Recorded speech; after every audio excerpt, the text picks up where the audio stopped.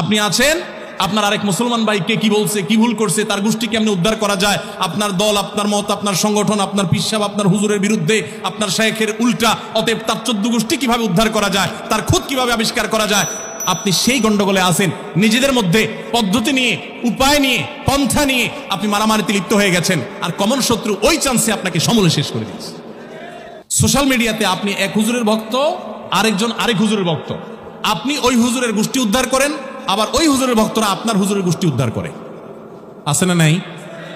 শয়তান আমাদের সবাইকে একটা কঠিন চালের মধ্যে ফেলে দিয়েছে। চালটা কি জানেন? চালটা হলো, শয়তান আমাদের সকলের কমন শত্রু, কোনো সন্দেহ আছে? আর মানুষদের মধ্যে অমুসলিমরা, বিশেষ করে ইহুদিরা মুসলমানদের সবচেয়ে কঠিন শত্রু, মুশরিকরা পৃথিবীর সবচেয়ে কঠিন শত্রু মুসলমানদের, কোনো সন্দেহ আছে? কোরআন পরিষ্কার করে জানিয়েছে। সেই শত্রুর বিরুদ্ধে আমাদের লড়াই করতে হবে। এখন আমরা ইখতিলাফ করছি কি নিয়ে?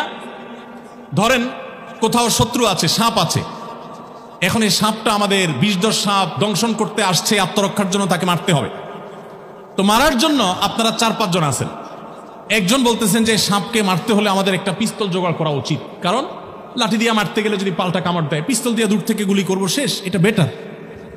আরেকজন বলতেছে তোমার মাথা ঠিক আছে, পিস্তল খুঁজতে যাবা ততক্ষণে তো সাপ মেরে আমাদেরকে কামড় দিয়ে বসবে, তার চাইতে আমাদের উচিত লাঠি নিয়ে এখনই আঘাত করা, যা আছে তা দিয়ে ঝাঁপিয়ে পড়া। আরেকজন বলতেছে ভাই তোমারও মাথায় সমস্যা আছে, এটা কোনো কথা?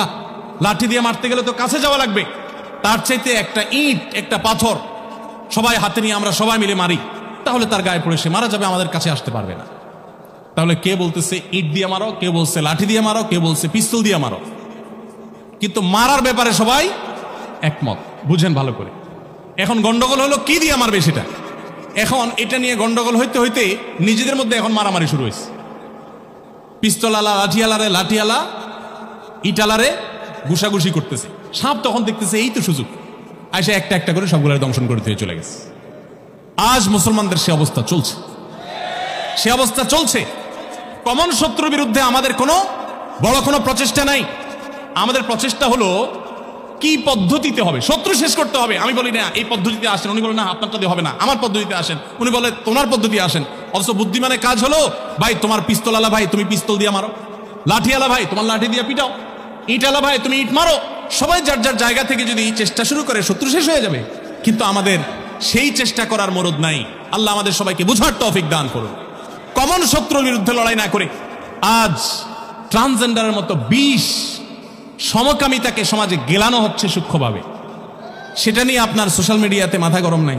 আপনি আছেন, আপনার আরেক মুসলমান ভাইকে কি বলছে, কি ভুল করছে, তার গোষ্ঠী কেমনে উদ্ধার করা যায়, আপনার দল, আপনার মত, আপনার সংগঠন, আপনার পিসাব, আপনার হুজুরের বিরুদ্ধে, আপনার শায়েখের উল্টা, অতএব তার 14 গোষ্ঠী কিভাবে উদ্ধার করা যায়, তার খুদ কিভাবে আবিষ্কার করা যায়, আপনি সেই গন্ডগোলে আছেন। নিজেদের মধ্যে পদ্ধতি নিয়ে, উপায় নিয়ে, পন্থা নিয়ে আপনি মারামারিতে লিপ্ত হয়ে গেছেন, আর কমন শত্রু ওই চান্সে আপনাকে সমূলে শেষ করে দিচ্ছে। আল্লাহ তাআলা আমাদেরকে বুঝার তৌফিক দান করুন। আমরা আমাদের কমন শত্রু চিহ্নিত করে সেই শত্রুর ষড়যন্ত্র সম্পর্কে সতর্ক থাকি, সচেতন থাকি, সমাজকে বাঁচাই, নিজে বাঁচাই। আল্লাহ সবাইকে তৌফিক দান করুন।